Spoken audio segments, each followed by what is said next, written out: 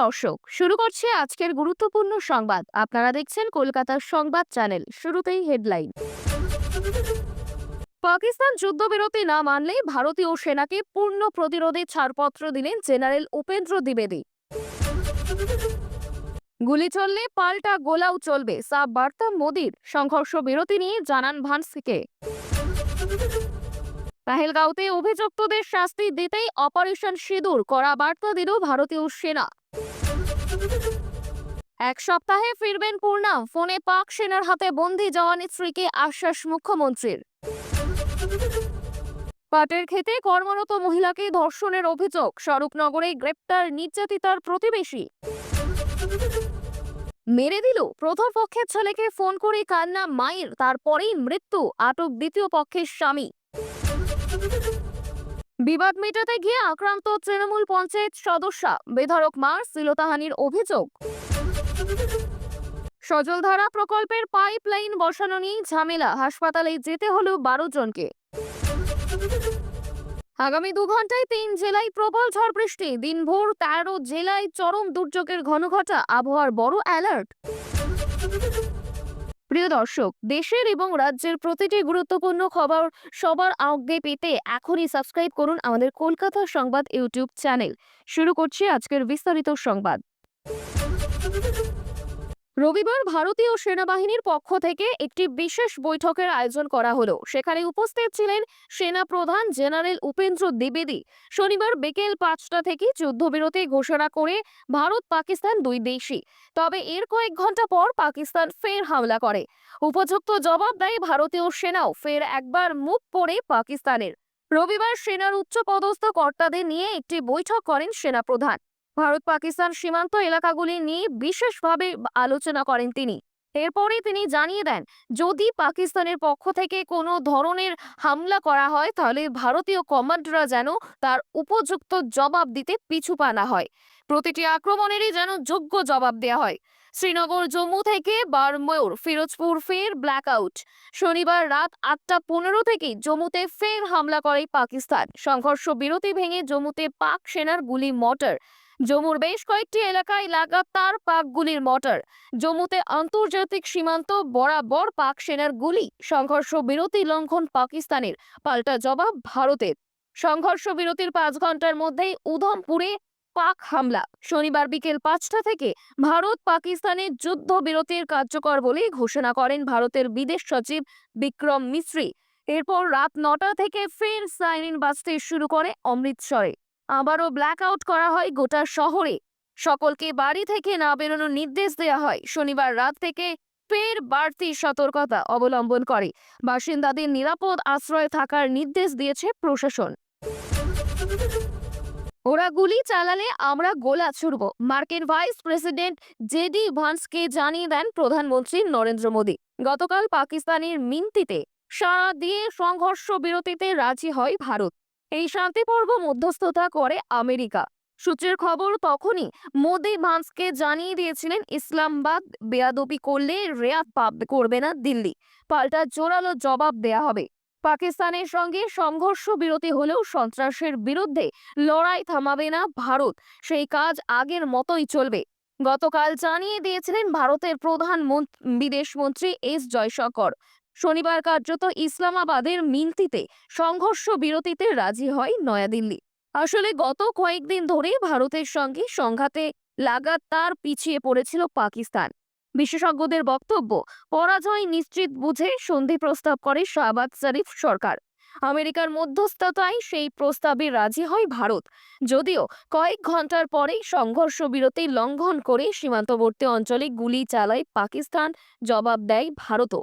গতকাল মোদির সঙ্গে ভান্সের বৈঠকের পর পাকিস্তানের সেনাপ্রধান আসিফ মুনিরের সঙ্গে এবং পরবর্তী বিদেশ মন্ত্রী জয়শঙ্করের সঙ্গে সংঘর্ষ বিরতি নিয়ে আলোচনা করেন মার্কিন প্রতিনিধিরা। সূত্রের খবর, তখনই মোদি জানিয়ে দিয়েছিলেন পাকিস্তানের দিক থেকে গুলি চললে ভারত পাল্টা গোলা ছুড়বে। নয়াদিল্লির তরফে আরও জানানো হয়, দুটি বিষয়ে পাকিস্তানের সঙ্গে আলোচনায় বসতে রাজি ভারত। প্রথমটি পাকিস্তান অধিকৃত কাশ্মীর ফেরানো এবং দ্বিতীয়টি সন্ত্রাসবাদীদের হস্তান্তর। উল্লেখ্য, ভারত পাকিস্তানের সংঘর্ষ বিরতির বিষয়টি প্রথমেই প্রকাশ্যে আনেন মার্কিন প্রেসিডেন্ট ডোনাল্ড ট্রাম্প। শনিবার বিকেল 5:42 নাগাদ এক স্যান্ডেলে লেখেন, গোটা রাত দীর্ঘ আলোচনার পর দুই দেশই এই মুহূর্ত থেকে সম্পূর্ণরূপে যুদ্ধবিরতিতে রাজি হয়েছে। সঠিক সময়ে বাস্তব জ্ঞান কাজে লাগানোই দুপক্ষকে শুভেচ্ছা।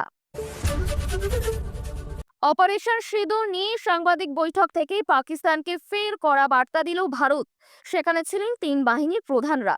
তিন বাহিনীর সাংবাদিক বৈঠকে জানানো হয়, অপারেশন সিঁদুর পরিকল্পনার মূল সাময়িক লক্ষ্যই ছিল সন্ত্রাসবাদী কার্যকলাপে যুক্ত অপরাধী এবং পরিকল্পনাকারীদের শাস্তি দেয়া এবং জঙ্গি ঘাঁটিগুলিকে ধ্বংস করা। তিনি বলেন, নিহতদের পরিবারের যন্ত্রণা অপরিসীম। পেহেলগাঁওতে 26 জন নিরীহকে হত্যা করা হয়েছিল। অভিযুক্তদের শাস্তি দিতেই অপারেশন সিঁদুর। সন্ত্রাসবাদ রুখতে ভারতের জিরো টলারেন্স ভূমিকা রয়েছে এবং থাকবে। পাকিস্তান ও পিওকেতে জঙ্গি ঘাঁটি 9টি জঙ্গি ঘাঁটি ধ্বংস করা হয়েছে। শুধুমাত্র জঙ্গি ঘাঁটিতেই হামলা করা হয়েছে, ধর্মীয় স্থানে হামলা চালায় পাকিস্তান। জঙ্গি ঘাঁটি ধ্বংস করতে অপারেশন সিঁদুর করা হয়েছিল। ডিজিএমও লেফটেন্যান্ট জেনারেল রাজীব ঘাই জানান, 9টি জঙ্গি ঘাঁটিতে হামলায় 100-রও বেশি জঙ্গির মৃত্যু হয়েছে। তার মধ্যে রয়েছে ইউসুফ আজহার, আব্দুল মালিক রাউফ এবং মুতুসুর আহমেদ। জঙ্গিদের মধ্যে আইসি 814 অপহরণ এবং পুলওয়ামা হামলায় জড়িত জঙ্গিও রয়েছে। তিনি বলেন, অপারেশন সিঁদুরে 100 জনের বেশি জঙ্গিকে ধ্বংস করা হয়েছে। সীমান্তের গ্রামে হামলা করে পাকিস্তান, তবে ভারত তার উপযুক্ত জবাব দিয়েছে। খুব সতর্কভাবে টার্গেটে ঠিক করেছিল ভারতীয় সেনা। প্রতিটি জঙ্গি ঘাঁটিকে সঠিকভাবে আঘাত করেছে ভারত। কোন স্থানে বাসিন্দাদের ক্ষতি করেনি ভারতীয় সেনা। ডিজিএমও লেফটেন্যান্ট জেনারেল রাজীব ঘাই জানান, পাকিস্তান নিয়ন্ত্রণ রেখা লঙ্ঘন করে বেশ কিছু জনবহুল গ্রাম এবং গুরুদ্বারের মতো ধর্মীয় স্থানে আঘাত করার চেষ্টা করে। বায়ুসেনার এয়ার মার্শাল একে ভারতী সাংবাদিক বৈঠকে বহাওয়ালপুরে জঙ্গি ঘাঁটি ধ্বংসের দৃশ্য তুলে ধরেন। এর পাশাপাশি মুরিদকের জঙ্গি ঘাঁটিতে হামলা পরবর্তী দৃশ্যও প্রকাশ করা হয় সাংবাদিক বৈঠকে। এয়ার মার্শাল ভারতী জানান, 9-10 মে রাতে ভারতীয় আকাশ সীমার অভ্যন্তরে ড্রোন এবং বিমান প্রবেশ করিয়েছিল পাকিস্তান।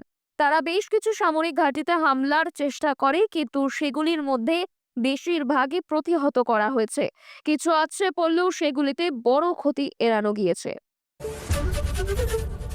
পাক সেনার হাতে বন্দী জওয়ান পূর্ণাম সাউয়ের স্ত্রীকে ফোন মুখ্যমন্ত্রী মমতা বন্দ্যোপাধ্যায়ের।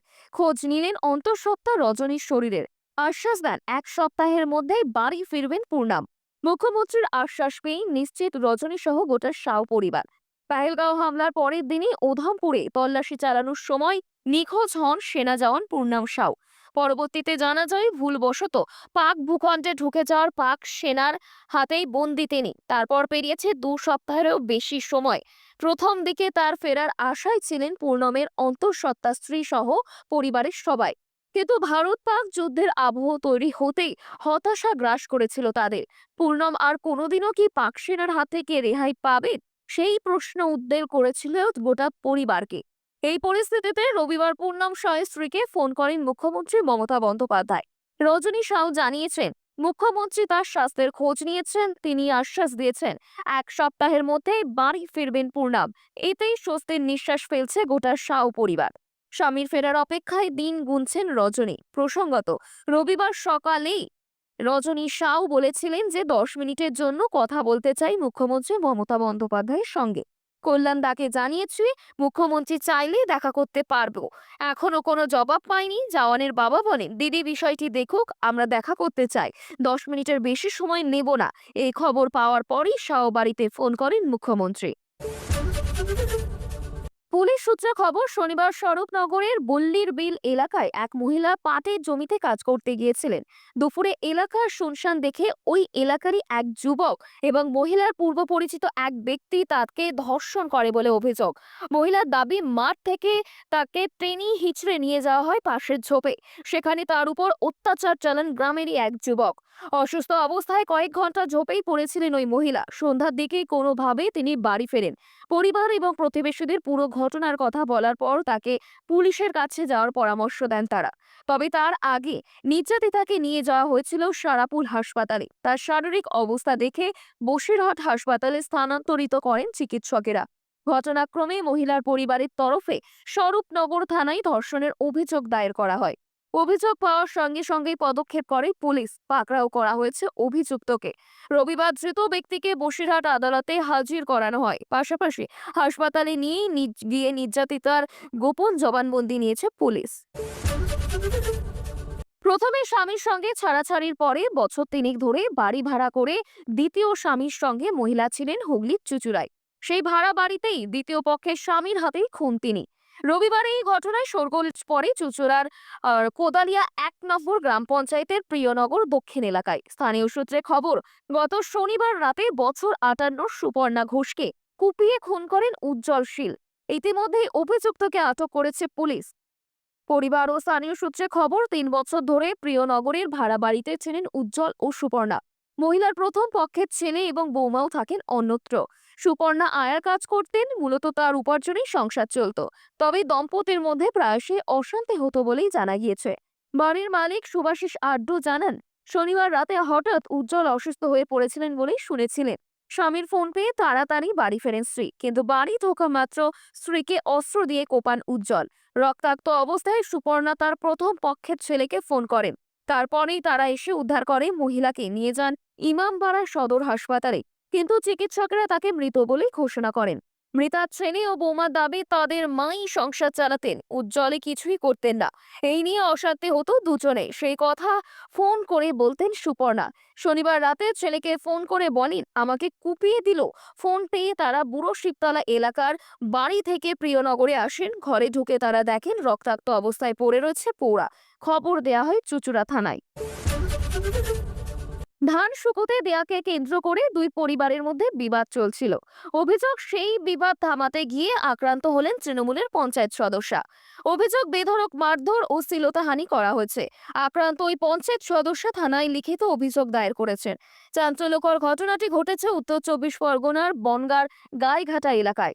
পুলিশ ঘটনা তদন্ত শুরু করেছে। জানা গিয়েছে, গাইঘাটার দুই পরিবারের মধ্যে এদিন সকালে ধান শুকোতে দেয়া নিয়ে বিবাদ শুরু হয়। নিখিল পাল, শুভঙ্কর পাল ও দীপঙ্কর পাল সম্পর্কে 3 ভাইয়ের মধ্যে বিবাদ চলছিল। সেই বিবাদ মেটাতে গিয়েছিলেন স্থানীয় তৃণমূল পঞ্চায়েত সদস্যা। অভিযোগ, 3 ভাই নিজেদের মধ্যে বিবাদ থামিয়ে তার দিকে তেড়ে যান। শুধু তাই নয়, ওই মহিলাকে মাটিতে ফেলে চুলের মুঠি ধরে বেধড়ক মারধর করা হয় বলে অভিযোগ। শ্লীলতাহানিও করা হয়েছে বলে অভিযোগ। স্থানীয়রা সেখানে গিয়ে ওই মহিলাকে উদ্ধার করে। ঘটনায় চাঞ্চল্য ছড়িয়েছে। অভিযুক্তদের নামে গাইঘাটা থানায় লিখিত অভিযোগ দায়ের করা হয়েছে। স্থানীয় পঞ্চায়েতেরও কাছে এই বিষয়ে অভিযোগ দায়ের হয়েছে। যদিও হামলার অভিযোগ অস্বীকার করেছে অভিযুক্তরা। পাল্টা দাবি, তাদের মারধর করেছেন ওই পঞ্চায়েত সদস্যা। 3 ভাইও একইভাবে পঞ্চায়েতে অভিযোগ জানিয়েছে। স্থানীয় পঞ্চায়েত প্রধান এই বিষয়ে বলেন, দুপক্ষ আমার কাছে এসেছিল, তাদের অভিযোগ জানিয়েছে, আমরা তদন্ত করে দেখছি। সজলধারা প্রকল্পের পাইপলাইন বসানো নিয়ে দুই প্রতিবেশীর বিবাদে আহত 12 জন। রক্তাক্ত অবস্থায় জামালপুর হাসপাতালে নিয়ে আসা হয় দুই পক্ষের এই 12 জনকে। পূর্ব বর্ধমানের জামালপুরের পাড়াতল 2 নম্বর গ্রাম পঞ্চায়েতের শ্রীমানপুর সংলগ্ন এলাকার ঘটনা। রবিবার সকালে সজলধারা প্রকল্পের পাইপলাইন নিয়ে যাওয়াকে কেন্দ্র করে প্রতিবেশীর দুই পরিবারের মধ্যে মারপিটের ঘটনা ঘটে। তাকে কেন্দ্র করে গুরুতর আহত হন দুই পরিবারের 12 জন সদস্য। ঘটনার পর আহতদের প্রথমে জামালপুর ব্লক প্রাথমিক স্বাস্থ্য কেন্দ্রে নিয়ে আসা হয়। দুই তরফ থেকেই জামালপুর হাসপাতালে চিকিৎসা করানোর পর জামালপুর থানায় গিয়ে অভিযোগ দায়ের করা হবে বলেই জানিয়েছেন। তবে তিনি পরিস্থিতির অবনতি হওয়ায় আহত 3 জনকে বর্ধমান মেডিকেল কলেজ হাসপাতালে স্থানান্তর করা হয়েছে। আহত সোমনাথ বাগ জানান, তাদের পরিবারের জলের সমস্যা মেটাতে নিজেদেরই জায়গা দিয়ে সজলধারার পাইপলাইন বসানোর কাজ চলছিল, কিন্তু ওই জায়গা নিয়ে প্রতিবেশীদের আপত্তি ছিল। তাদের মাপঝোঁক করতে বলা হলেও তারা কোনো উদ্যোগ নেয়নি। রবিবার সকালে পাইপলাইন বসাতে গেলে প্রতিবেশী পরিবারের গৌতম আড়ি ও উত্তম আড়ির নেতৃত্বে কোদাল কাটারি নিয়ে হামলা চালানো হয় বলে অভিযোগ। মা, বাবা, দাদা, বৌদি সহ তাকেও মারধর করা হয়। মোট 7 জনকে মারধর করা হয়েছে। কয়েকজনের আঘাত গুরুতর। আর এক পরিবারের বৃদ্ধ মদন বাগ ও শিল্প বাগ জানান, সমস্যা মেটাতে সময় দেয়া হয়েছিল। ওরা মেয়েদেরও মারধর করেছে, লাঠি সোটা কোদাল নিয়ে এসেছিল। তাপপ্রবাহের মধ্যে স্বস্তির বৃষ্টির পূর্বাভাস দিল হাওয়া অফিস। রবিবার সকাল থেকে জেলায় জেলায় ঝড় বৃষ্টির তাণ্ডব শুরু হবে। দিনভর চরম ভোগান্তির আশঙ্কা উত্তর থেকে দক্ষিণবঙ্গের একাধিক জেলায়, যা ঘিরে আগে ভাগে সতর্কতা জারি করল আবহাওয়া দপ্তর। রবিবার সকালে মৌসুম ভবন জানিয়েছে আগামী 2-3 ঘন্টার মধ্যেই দক্ষিণবঙ্গের 3 জেলায় তুমুল ঝড় বৃষ্টির সম্ভাবনা রয়েছে। আর কিছুক্ষণের মধ্যেই বাঁকুড়া, পুরুলিয়া, পূর্ব বর্ধমানে বজ্র বিদ্যুৎ সহ হালকা থেকে মাঝারি বৃষ্টি হতে পারে। ঘন্টায় 40 কিমি বেগে ঝোড়ো হাওয়া বইতে পারে। জারি করা হয়েছে হলুদ সতর্কতা। আজ দিনভর দক্ষিণবঙ্গের বীরভূম, মুর্শিদাবাদ, নদিয়া, পূর্ব পশ্চিম বর্ধমানে বজ্র বিদ্যুৎ সহ বৃষ্টির পূর্বাভাস রয়েছে। যদিও আজও তীব্র গরম অনুভূত হবে কলকাতা সহ দক্ষিণবঙ্গের সব জেলায়। পশ্চিম মেদিনীপুর, ঝাড়গ্রাম, বাঁকুড়ায় তাপপ্রবাহের হলুদ সতর্কতা জারি করা হয়েছে। আগামী বুধবার পর্যন্ত তীব্র গরমের আবহাওয়া বজায় থাকবে দক্ষিণবঙ্গ জুড়ে। আবার বুধবার থেকে শুক্রবারের মধ্যে কলকাতা সহ দক্ষিণবঙ্গে বজ্র বিদ্যুৎ সহ বৃষ্টির পূর্বাভাস রয়েছে। আজ উত্তরবঙ্গের দার্জিলিং, জলপাইগুড়ি, কালিম্পং, আলিপুরদুয়ার, কোচবিহার, উত্তর ও দক্ষিণ দিনাজপুর, মালদায় বজ্র বিদ্যুৎ সহ হালকা থেকে মাঝারি বৃষ্টির হলুদ সতর্কতা রয়েছে। ঘন্টায় 50 কিমি বেগে দমকা ঝোড়ো হাওয়া বইতে পারে। আগামী 7 দিন উত্তরবঙ্গের সব জেলায় ঝড় বৃষ্টির আবহাওয়াই বজায় থাকবে। আজকের মতো এই পর্যন্তই। দেখা হবে নতুন সংবাদের সাথে। ধন্যবাদ।